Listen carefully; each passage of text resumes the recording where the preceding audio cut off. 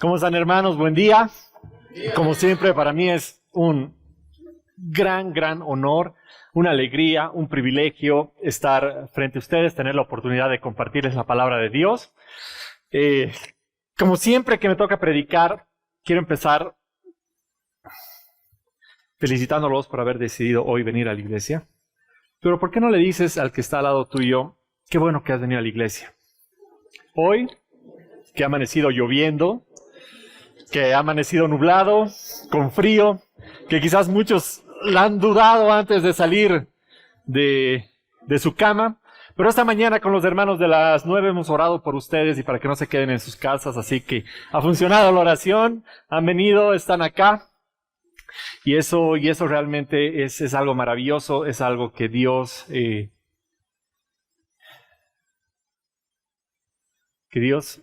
ve.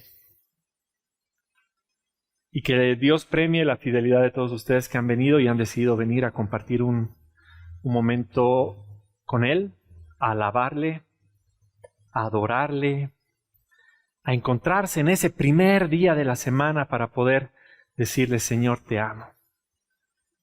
Eso realmente es maravilloso. Como decía Carlos Alberto, estamos empezando una serie. La serie se llama Dios es, con un espacio, con una línea en blanco, una línea vacía, en la que vamos a hablar durante 6 semanas acerca de los atributos de Dios. Entonces, cuando ustedes escuchan, vamos a hablar sobre los atributos de Dios, seguramente durante las próximas 6 semanas eso se va a parecer mucho a una clase bíblica o a un estudio. Y la verdad es que no. El objetivo de estas prédicas que vienen es ver los atributos de Dios, pero desde nuestra perspectiva, desde nuestro corazón, tomar estos atributos y ver cómo Dios nos va a tomar nuestros corazones, cómo nos va a romper un poquito, cómo nos va a empezar a moldear. Y con esto les quiero adelantar que no va a ser una serie muy sencilla. Va a ser una serie en la que nos vamos a tener que dejar sacudir un poquito, romper un poquito, abrir nuestros corazones, escuchar, darnos cuenta de dónde estamos nosotros en esa relación y en esa perspectiva con el Señor, y dejar que el Señor con sus manos nos empiece a moldear un poquito. Cuando tú ves esta frase y dices, Dios es, seguramente se te vienen muchas ideas a la mente. Se te vienen palabras de amor. Dios es justicia, Dios es gozo. Muchas cosas que hemos estado aprendiendo durante nuestro tiempo de ser cristianos, de seguir al Señor. Pero la verdad es que en el fondo uno tiene la percepción de la personalidad de Dios acerca de lo que ha vivido, de sus propias experiencias.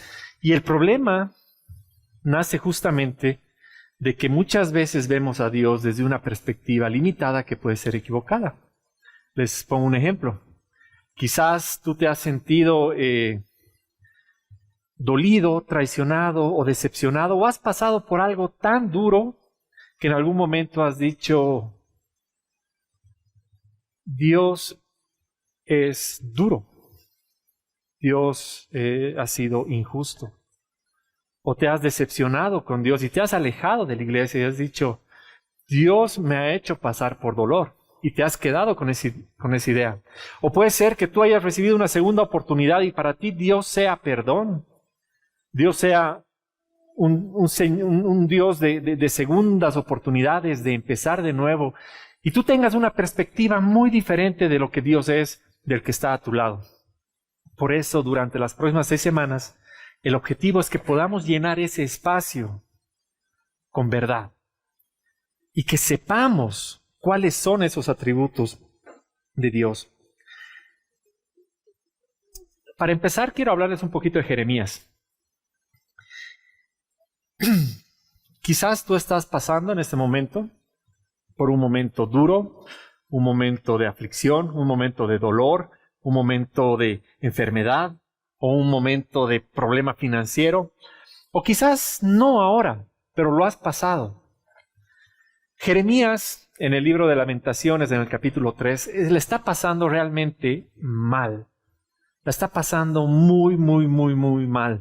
Y sin querer cambiar, o sea, porque no lo voy a hacer lo que dice el libro de Lamentaciones 3, que es un poco largo para leerlo hoy entero y sería lindo que lo lean en su casa. Les voy a resumir un poquito lo que está sintiendo Jeremías ahí. Jeremías lo dice en un lenguaje un poquito más bíblico, más solemne, más formal, como es del Antiguo Testamento. Pero en pocas, Jeremías en Lamentaciones 3 dice, la gente es una porquería. La vida no es justa. Mi cuerpo está destrozado. Estoy quebrado, no tengo para pagar las cuentas. Tengo una aflicción y una angustia en mi cuerpo que me hunde.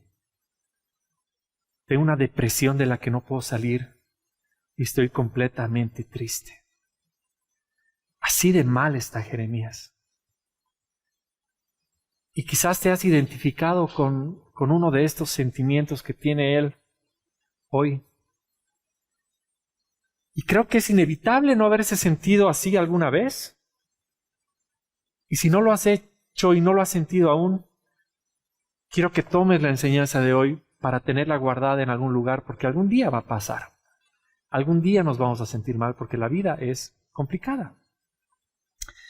Pero ¿qué pasa? Así como se siente Jeremías en ese momento, nos dice en el versículo 19 al 22, recordar mi sufrimiento y no tener hogar es tan amargo que no encuentro palabras.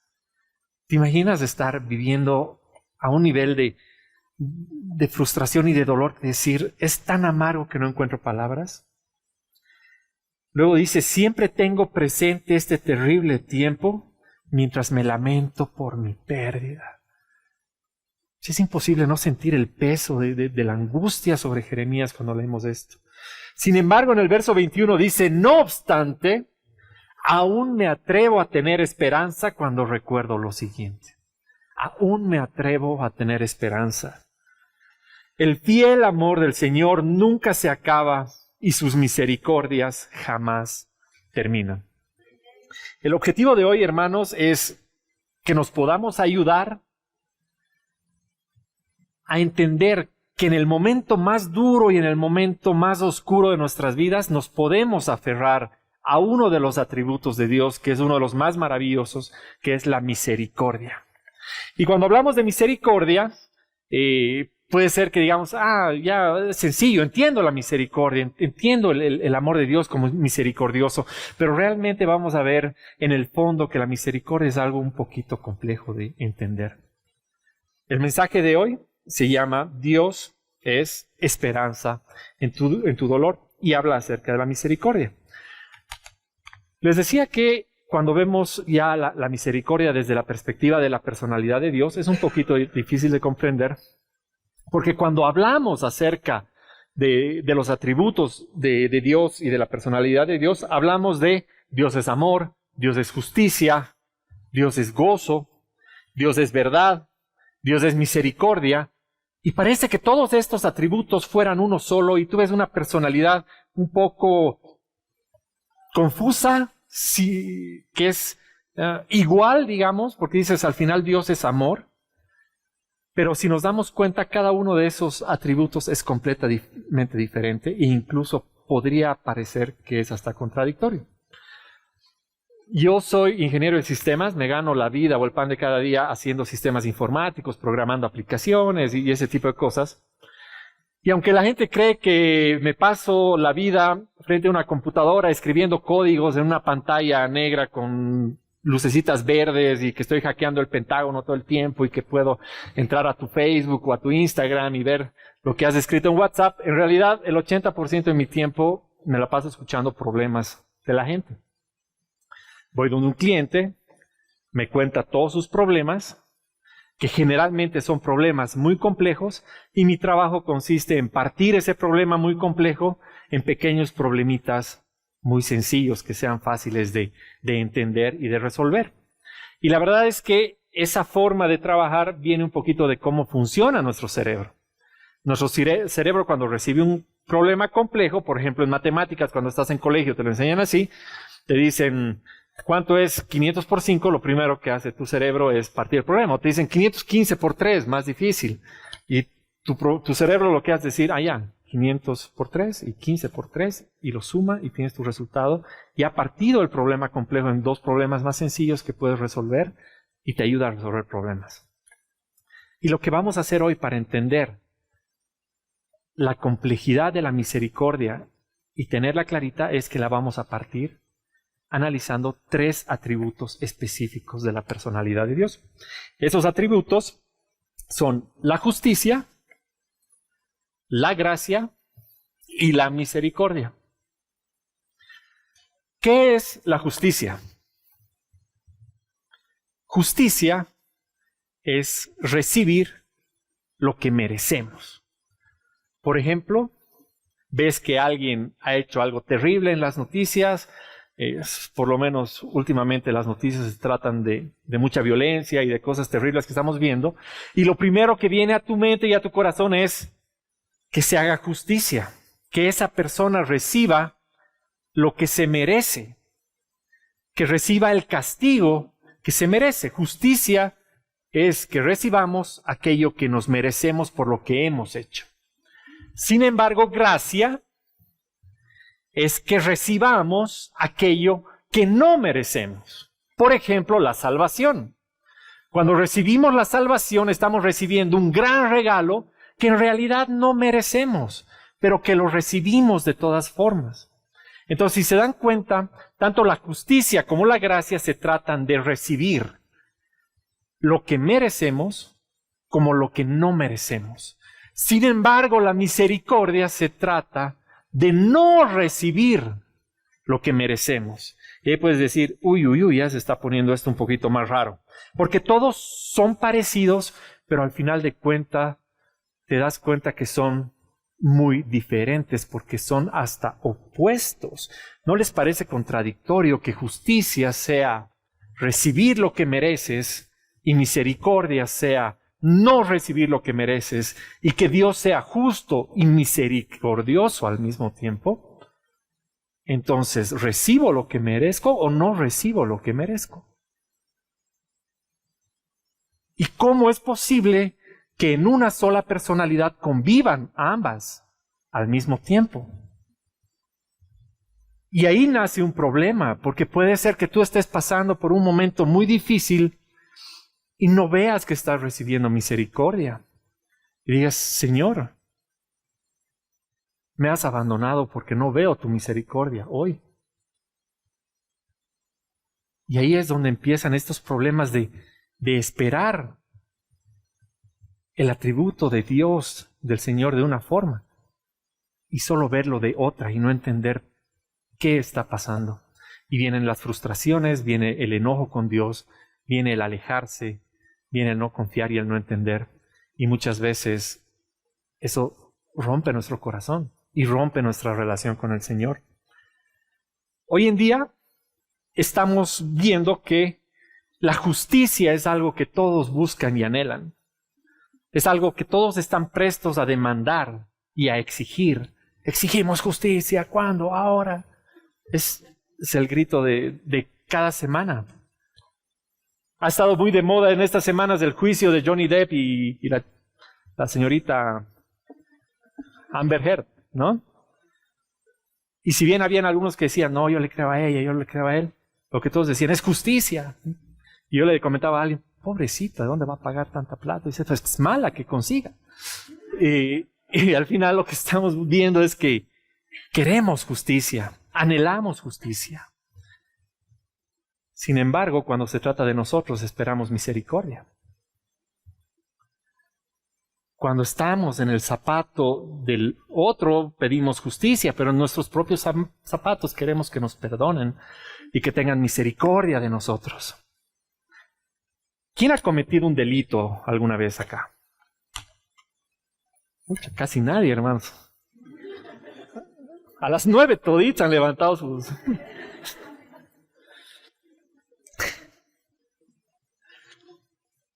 No han vivido, hermanos. Qué poca aventura en sus vidas.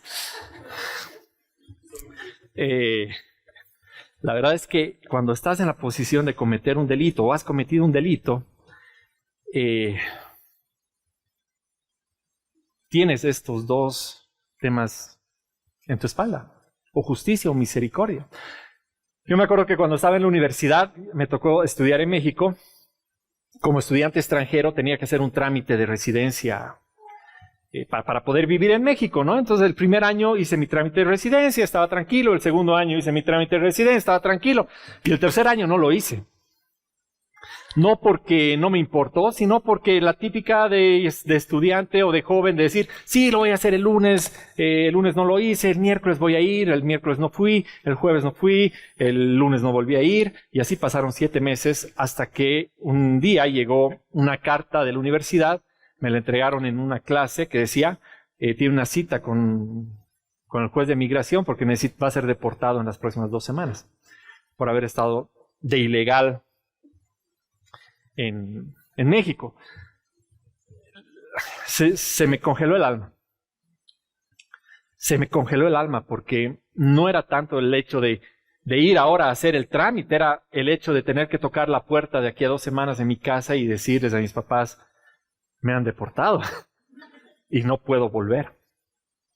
Entonces fui a mi cita con el juez de migración, que no era un juez así como vemos en las películas o como la jueza esta de caso cerrado, ¿no? Era una oficina, un escritorio normal, y una persona que me recibe y me dice que bueno, evidentemente yo tenía que ser deportado porque no había hecho los papeles necesarios y había estado viviendo de forma ilegal, y como era una ciudad al norte de México, el 99.99 de las personas que estaban ese día en el Departamento de Migración eran personas que estaban buscando cruzar ilegalmente a los Estados Unidos, y no era fácil arreglar ese problema. Y me dice, ¿qué ha pasado? Y yo le digo, muerto de miedo, la verdad, le digo, es que he sido un tonto. Primero lo he dejado pasar, y cuando me he dado cuenta que ya había vencido todos los plazos, me ha dado miedo afrontar ese problema porque no sabía lo que iba a suceder. Y lo he dejado que vaya creciendo y que vaya creciendo y que vaya creciendo, esperando que de alguna forma se solucione, y no se ha solucionado. Y me dicen, qué pena, pero te vas en 1 semana. Y me dice, agradece que no te vamos a arrestar ahorita porque deberías entrar ahorita a una celda de deportación y en 1 semana conseguimos en qué te vas y te vas. Pero en 1 semana tienes que salir del país. Yo estaba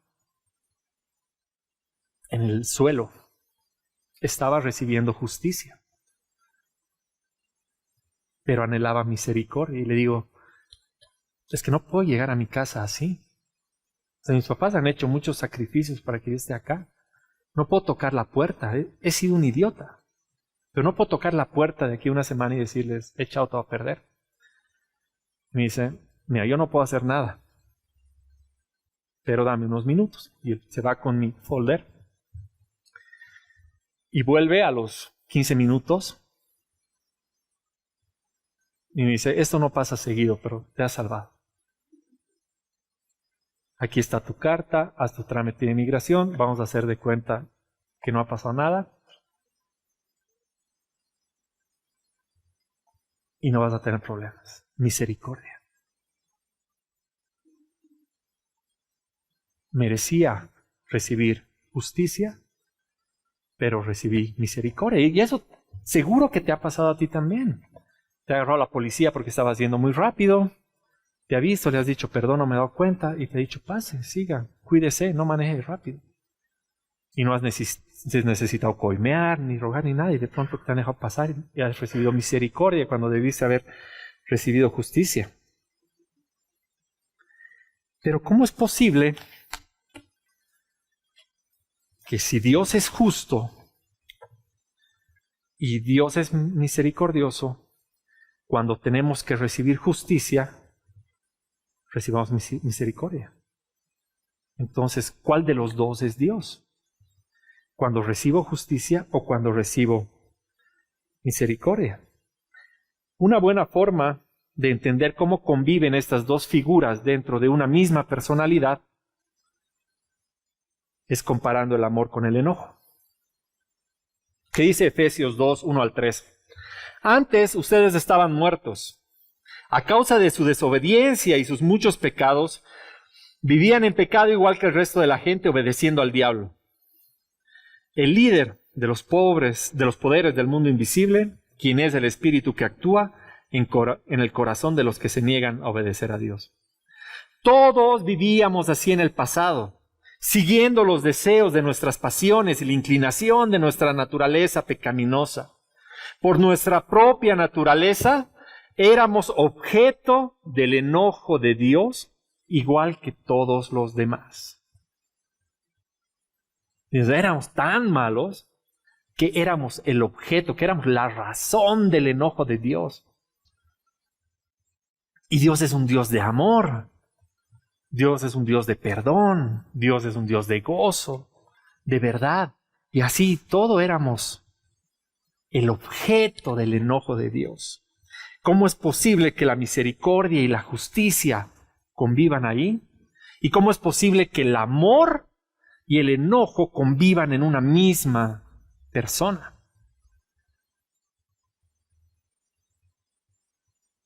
Para entenderlo, quizás podemos hablar de las mamás, de los papás.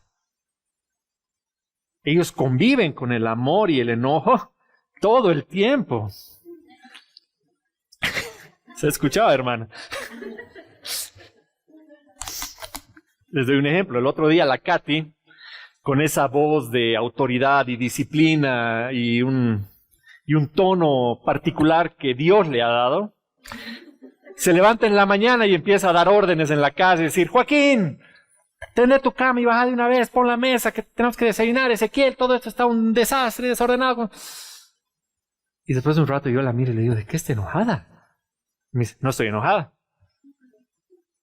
Me mira, me entiende, me dice: no estoy enojada, pero estoy impartiendo disciplina, porque los amo y algún día me van a agradecer. Y a los 30 segundos llega el Ezequiel y le dice: ¿de qué estás enojada? Ah, no, ahí ya se enojó, de verdad. No, y le digo: ahora sí estoy enojada, pero es otra historia, no quieren saber. Pero el corazón de una madre, el corazón de un padre, cuando imparte disciplina, es el mejor ejemplo de cómo el amor y el enojo no son incompatibles. Si tu hijo va y te miente, vas a sentir enojo. Y quizás lo vas a tener que quebrar un poquito. No quiere decir que lo vayas a quebrar de verdad, ¿no? Pero vas a tener que quebrar algunas actitudes, vas a tener que quebrar algunos planes, porque vas a tener que enderezar un camino. Y lo vas a hacer con amor, pero no vas a tener una sonrisa de oreja a oreja, vas a estar enojado por esa mentira. O tienes un gran amigo, tu mejor amigo, y te llama a las 3 de la mañana porque se ha echado la farra del siglo y estaba manejando y la policía lo ha agarrado y se ha puesto en peligro y ha puesto en peligro a otros y está en la cárcel y te dice: por favor, dame una mano. Y tú no vas a estar con la sonrisa de oreja a oreja porque te ha despertado a las 3 de la mañana, porque lo tienes que ir a sacar de la cárcel, porque ha hecho una tontera, pero no lo vas a dejar abandonado. Vas a ir en su rescate. Amor y enojo al mismo tiempo. Y ese mismo balance o equilibrio entre justicia y misericordia está en el corazón de Dios. El versículo 4 nos dice: pero Dios es tan rico en misericordia y nos amó tanto que a pesar de que estábamos muertos por causa de nuestros pecados, nos dio vida cuando levantó a Cristo de entre los muertos.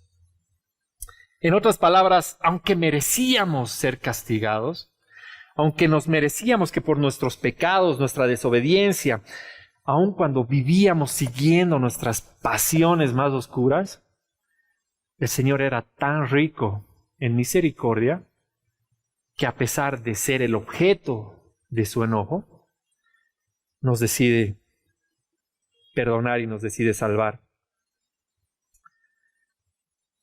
El término que usan en griego para esta palabra rico en misericordia es eleos. Es una palabra que indica un estado presente de algo que no se acaba, de algo que no se termina, de algo que siempre existe, de algo que estuvo ayer, que estará hoy y que estará mañana, de algo que no hay más o hay menos, de algo que no depende de la situación o de la coyuntura, de algo que siempre va a estar. Y cuando el Señor nos dice que es tan rico en misericordia, nos está diciendo justamente que es algo que no va a cambiar, que es algo que es nuevo cada día, que es algo que siempre va a estar, que no depende de tus actos, que no depende de lo que estás viviendo o de lo que te está pasando o de cómo hoy te has levantado con ese dolor en el corazón que no entiendes y que no sabes por qué lo estás viviendo. El Señor es tan rico en misericordia. Ahora, muy probablemente tú estés diciendo, sí, pero ¿sabes qué? El Dios del Antiguo Testamento era malo, era vengativo, era duro. No era como el Dios del Nuevo Testamento, que ahora es bueno y es cariñoso y nos perdona todo y podemos hacer lo que nos dé la gana. No. El Señor siempre ha sido justo y siempre ha sido misericordioso. El problema es que muchas veces escuchamos o pensamos que la historia de Dios comienza en Génesis 3 y que termina en Apocalipsis 20. Muchas iglesias nos han dicho que la historia de Dios comienza en Génesis 3 cuando Adán y Eva caen en pecado y termina en Apocalipsis 20 cuando somos juzgados en un lago de fuego y te dicen eres un pecador y te mereces el infierno. No tienes lo que hace falta y te mereces el infierno. No levantes la cabeza, métete a tu cuarto y chicotéate porque eres un pecador y lo único que mereces es el infierno. Y la verdad que eso no es cierto. La historia de Dios no comienza en Génesis 3. La historia de Dios comienza en Génesis 1, cuando Él crea los cielos y la tierra y dice, esto es bueno. Y crea los animales, y crea los árboles, y crea las semillas y las frutas, y dice, esto es bueno. Y luego crea al hombre, a la mujer, y dice, esto es muy bueno. Y le dice al hombre, disfruta del paraíso, multiplíquense, sean felices, gocen de este lugar, vivan en compañía de los animales, y era bueno. Y sí, lamentablemente, el hombre peca. Y en su pecado, Dios es justo. Y le dice, ahora tendrás que tener a tus hijos con dolor. Tendrás que trabajar todo el día para sobrevivir. Te expulsaré de este lugar y no podrás volver. Estás castigado. Pero en su justicia y en ese su primer acto de justicia en el que dice, has desobedecido y has pecado, el Señor también tiene su primer acto de misericordia con el hombre. Y este es un detalle que muchas veces dejamos pasar. Pero en ese momento, el Señor sacrifica un animal para que con sus pieles el Señor pueda vestir a Adán y pueda vestir a Eva para cubrirlos de la desnudez que en ese momento les avergonzaba. Y como Padre, con misericordia, no los manda desnudos fuera del paraíso, sino que los manda vestidos. Dios es justo, Dios es siempre justo, pero también es misericordioso todo el tiempo. Y ahí es cuando encontramos que eso que parecería contradictorio, de decir, Dios me va a dar lo que merezco, o me va a perdonar lo que merezco recibir, no es una contradicción, es un gran regalo. Es un gran privilegio.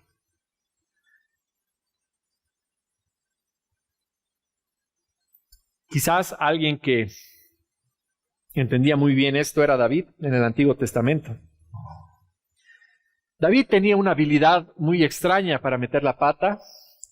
Quizás no una habilidad muy extraña, una habilidad que se nos hace muy conocida, porque la verdad no es que David era un terrible.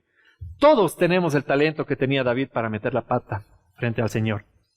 Y todos lo hacemos una y otra vez. Y en una de esas que David desobedece al Señor y peca y está muy temeroso de lo que va a pasar, dice en 2 de Samuel 24:14, estoy en una situación desesperada, le respondió David a Gad. Mejor que caigamos nosotros en las manos del Señor, porque su misericordia es grande, y que no caiga yo en manos humanas. Qué curioso que hoy, 3000 años después, el corazón del hombre no haya cambiado nadita, nada de nada, y que estamos viviendo, como decía el Osrich en los anuncios, en una cultura en la que el linchamiento, el escrachar a alguien en las redes sociales, el pedir justicia y pedir sangre para hundir a alguien, a una familia cuando se equivoca, sea lo más común que vemos en el día a día. Y ya decía David, ojalá yo caiga en manos del Señor por su misericordia, pero no caiga en las manos del hombre.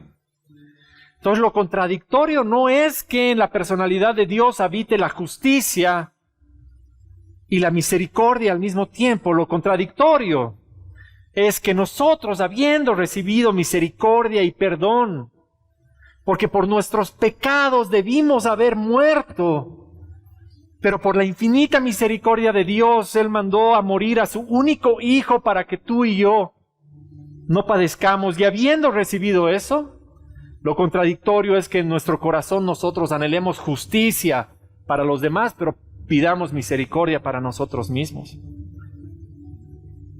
Eso es contradictorio. Y quiero decirte por qué la misericordia es tan importante para el Señor. Cuando en el Antiguo Testamento Él nos manda a construir su templo y nos da las instrucciones claritas de cómo tenían que ser, de cuánto tenían que medir, de cómo tenían que ser los cuartos, de qué material se iba a construir ese templo, Él da la orden de que al medio de su casa, en el medio de toda esa gloria, haya un lugar para que Él pueda entregar misericordia a su pueblo. Y ese símbolo es tan poderoso, porque lo que quería el Señor es decirte que en tu casa, que en mi templo, ahí al centro lo más importante sea la misericordia. Haz espacio en mi casa para la misericordia. Haz espacio en tu corazón para la misericordia. Haz espacio en tu familia. Haz espacio con tu pareja. Haz espacio con tus hijos, con los demás para la misericordia. Que lo que David dijo hace 3000 años